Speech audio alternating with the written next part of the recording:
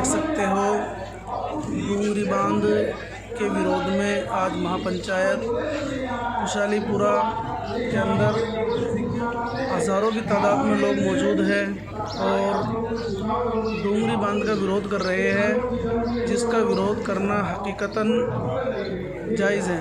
क्योंकि डूंगरी गांव के डूंगरी जो बांध बन रहा है उसमें 76 गाँव के लोगों को जो है यहाँ से पलायन सरकार करवाएगी, जिससे गांव वालों का बहुत ज़्यादा नुकसान होगा। आप देख सकते हैं लोगों में डूंगरी बांध को लेकर रोष है, गुस्सा है सरकार के ख़िलाफ़, और आगे की रणनीति लोगों ने इसमें तय की है। अगर सरकार नहीं मानेगी तो आगे लोग जो है कोई भी कदम उठा सकते हैं, चाहे वो रेल लाइन का बंद करना हो, हाईवे जाम करना हो, जेल भरो आंदोलन हो। इस आंदोलन को यही नहीं रोककर बल्कि बड़े पैमाने पर आंदोलन किया जाएगा।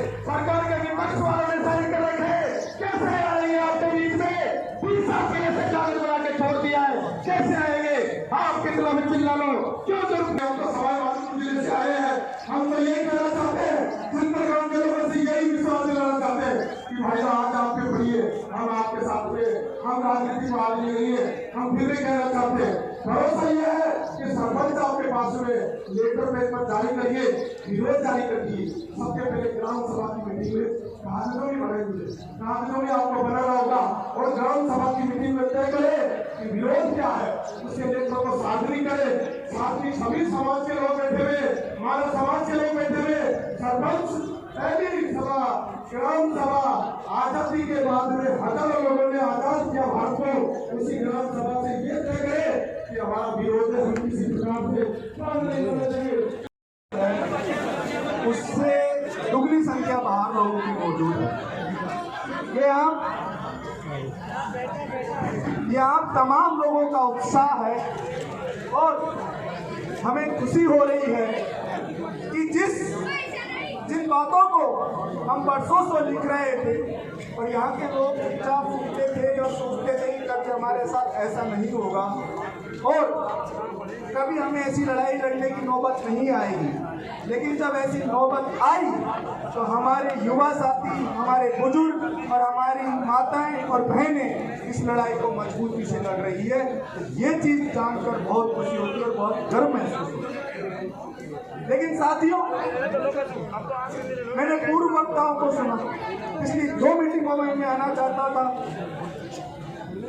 6 तारीख को जो मीटिंग हुई उसमें मैं रपटाप थी, पानी बह रहा था, इस वजह से नहीं आ पाया। सभी साथियों का लगातार प्रेशर था कि आप लोगों को आना पड़ेगा, नरेश भाई की टीम को आना पड़ेगा और उनकी तरफ से बयान देना पड़ेगा। मैं आप लोगों के बीच नरेश भाई की टीम की तरफ से ये कहना चाहता हूँ कि हम इस लड़ाई को पूरी मजबूती से लड़ेंगे और कल नरेश भाई रिहा हो जाएंगे और जल्द ही आपकी लड़ाई को कंधे से कंधा मिलाकर लड़ाई लड़ेंगे।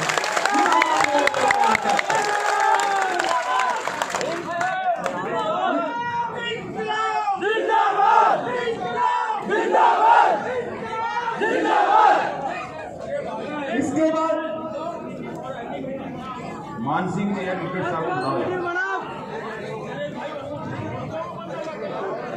साथियों, मैं आपको अब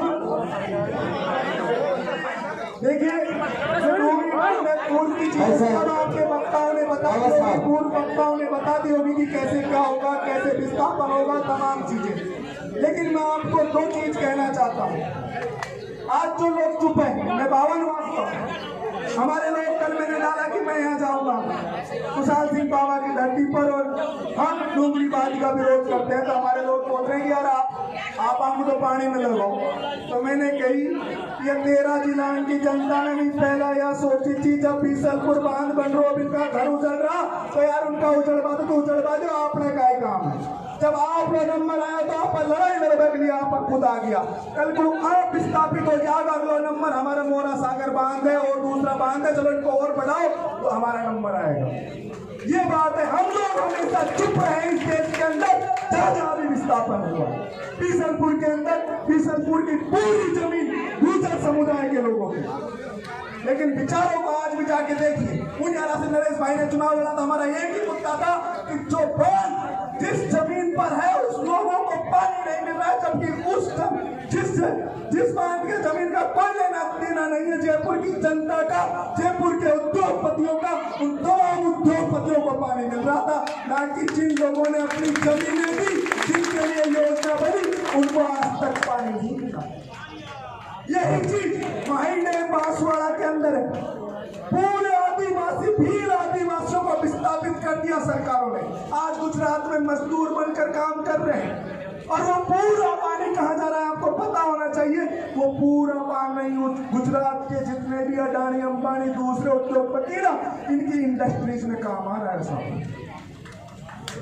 और जब आपके अंदर ये डूंगी बांध बनेगा तो हम क्या कह रहे हैं कि हम 13 गाँव को पानी देंगे।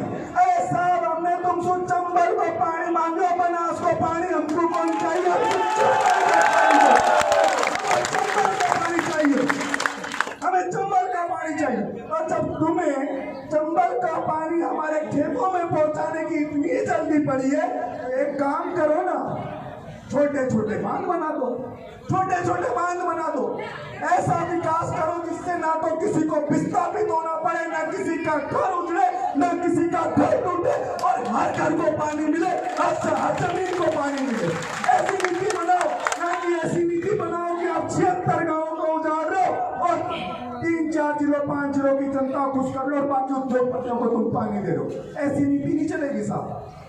अगर आपको पानी देना है, इंदिरा गांधी नहर परियोजना, इतनी लंबी नहर है, पूरा पश्चिमी राजस्थान हरा भरा कर दिया। लाओ ना उसकी तर्ज पर, कौन मना कर रहा है? नहर बनाओ, नहर के माध्यम से लेके आओ। यह बांध बनाने की क्या जरूरत है? बनाओ तो एनीकट बना दो, एनीकटों में पानी लेके आओ नहरों के माध्यम से।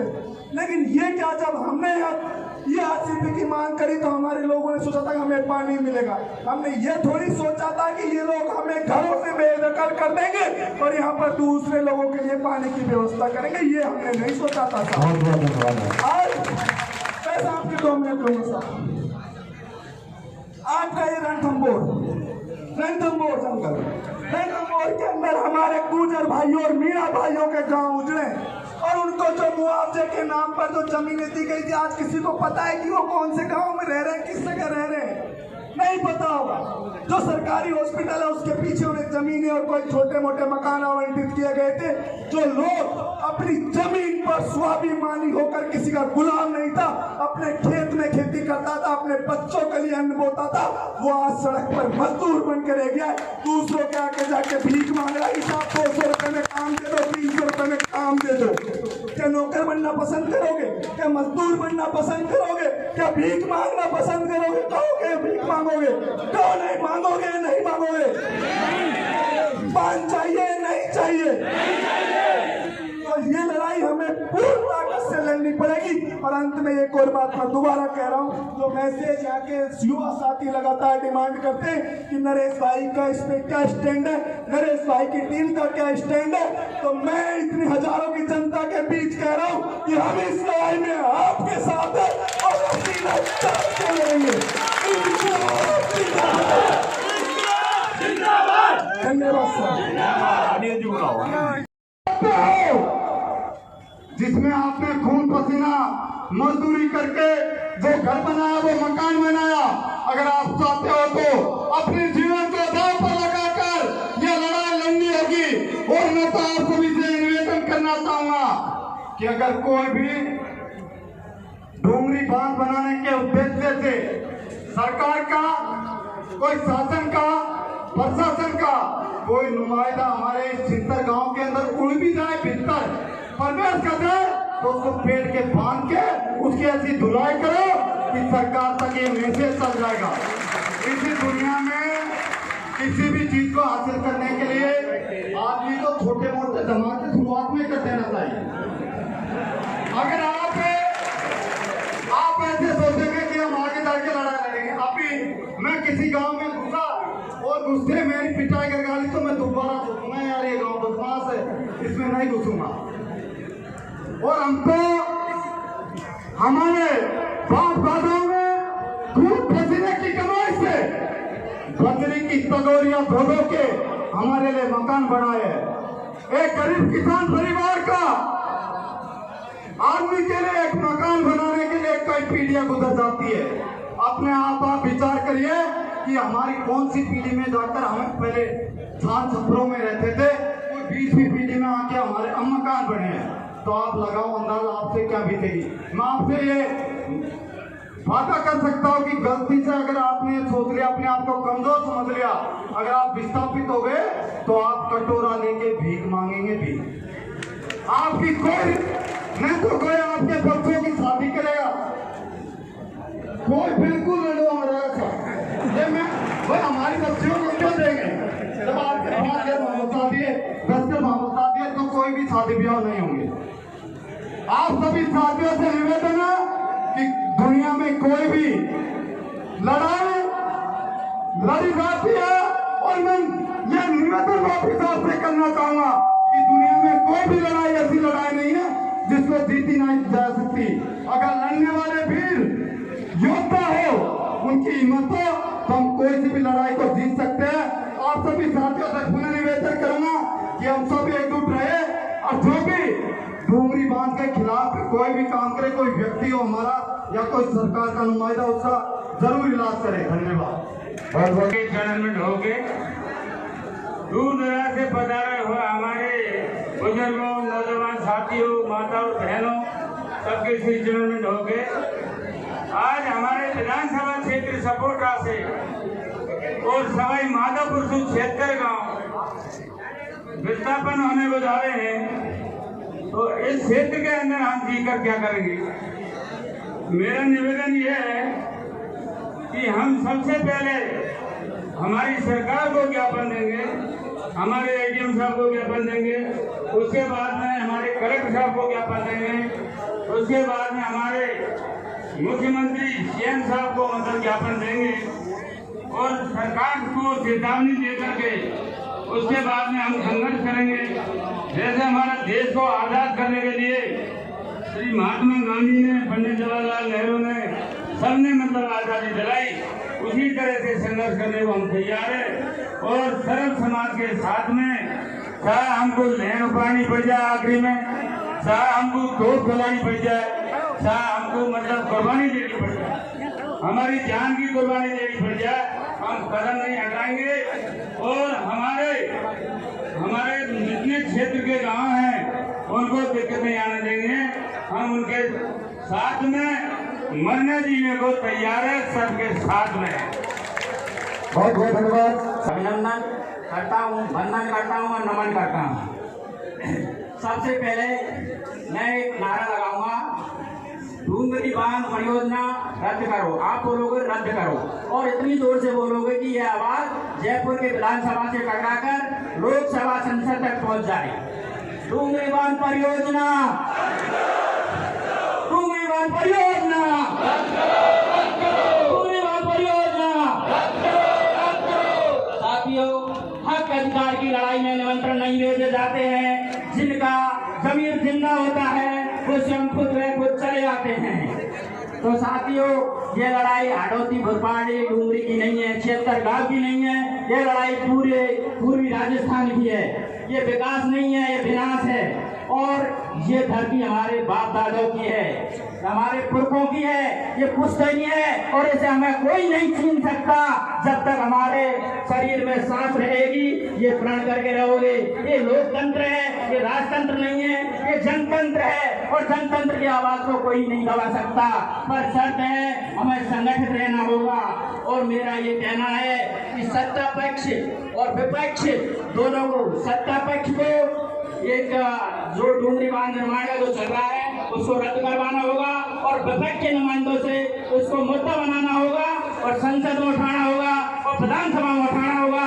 और हम हर कीमत में, किसी भी कीमत में हमारी पुरखों की ये पुश्तैनी जमीन को नहीं छीनने देंगे। ये किसी ने खैरात में नहीं दी है, किसी ने दान में नहीं दी है, ये हमारे बाप दादों की है, खून पसीने की कमाई है, मेहनत की कमाई है। और हमारे पास पहले तो हम संवैधानिक तरीके से लड़ाई लड़ रहे हैं और संवैधानिक तरीका लड़ाई लड़ते नहीं है, सिलसिला जारी रहेगा।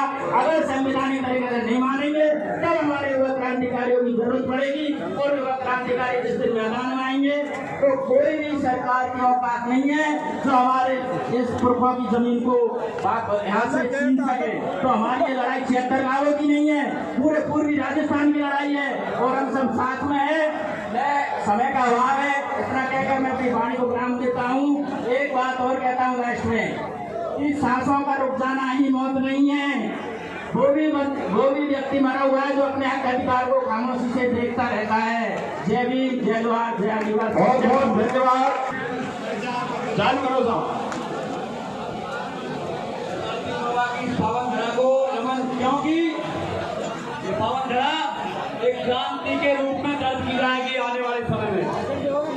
हमारी लड़ाई जो है वो डूंगरी बांध नहीं बनने देने के लिए है, क्योंकि हमारे लोग 76 गांव के लोग विस्थापित होने के कगार जो बनता है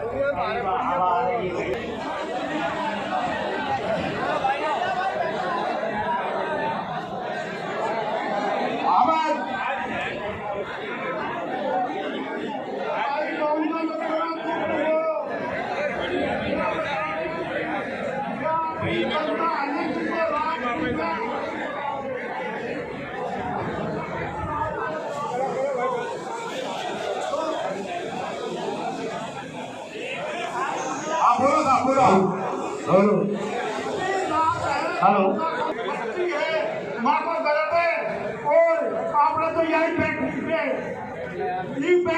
ही जन्म दिया।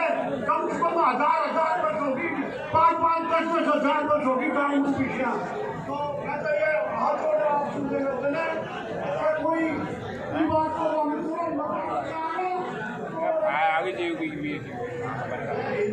हाँ जी, अब आपके सामने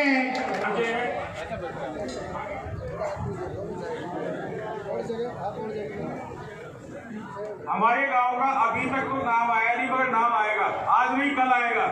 केला देवी जो लोग बैठे हैं वो लोग भी सुन रहे, आप सभी का नाम आना है। मासलपुर करौली सब का नाम आएगा।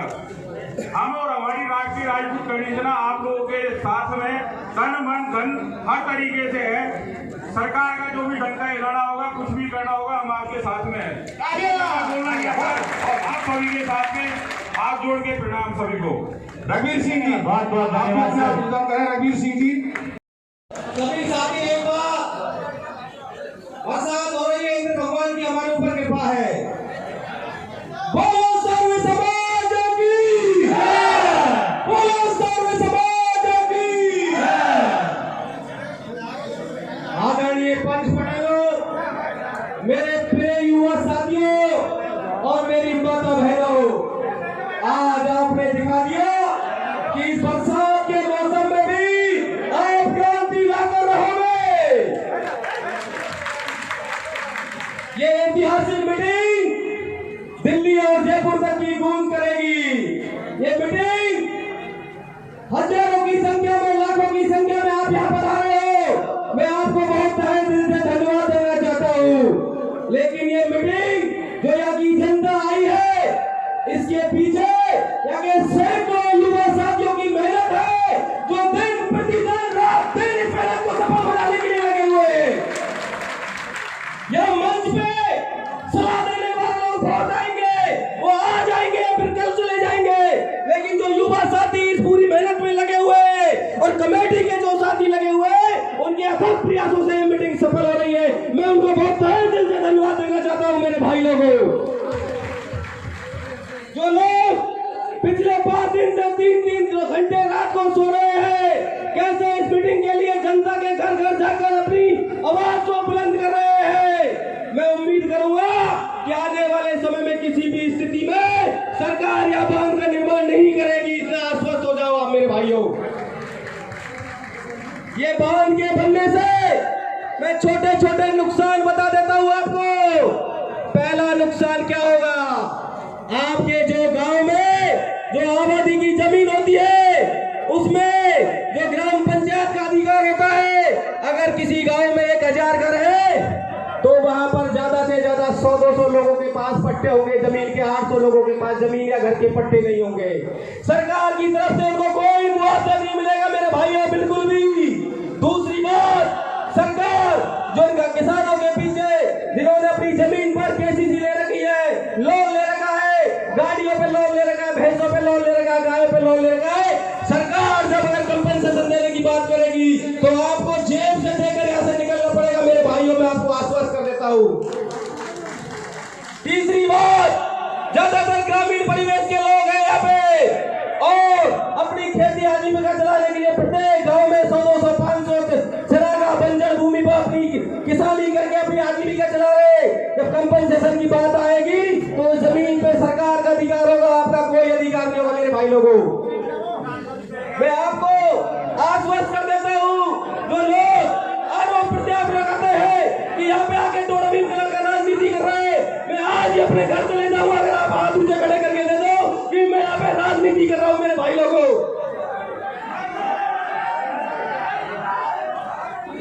और जो लोग ये कहते हैं कि मीडिया में मेरा नाम दिखा रहा हूँ, एक भी मीडिया वाला साथी, यहाँ पर सभी मीडिया के साथी है, अगर एक भी मीडिया का साथी ये कहते कि मैंने मेरे नाम से अगर व्हाट्सएप पे भेजा है, कॉल करके भेजा है, तो आपकी छुट्टी है मेरा सिर मेरे भाइयों, आपके धन्यवाद देता हूँ आपको।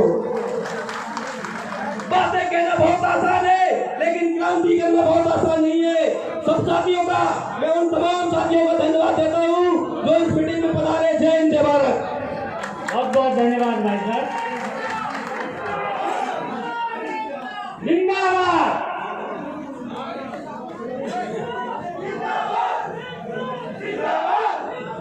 जिंदाबाद। आज किसान कौम के घर में जन्म लिया हमारे हिम्मतपाल सिंह यादव जो चेयरमैन सिंचाई विभाग जल वितरण समिति के, किसान के घर में पैदा हुआ, किसान की व्यथा को समझा। वो काली सिंध परियोजना जो 30-40 गाँव की परियोजना उसके चेयरमैन है, वो इस्तीफा सरकार के मुंह पे फेंकते हैं मेरे भाइयों। ये किसान के बेटे, ये देश में उनको कोई पद नहीं चाहिए, ये किसान में चमक होनी चाहिए, ललक होनी चाहिए लड़ने की। ऐसे लोग पद प्रतिष्ठा की कोई मोहमाया नहीं रखता, आपके बीच लड़कर आपके बांध को उठाने का काम करेंगे। जय हिंद, जय भारत।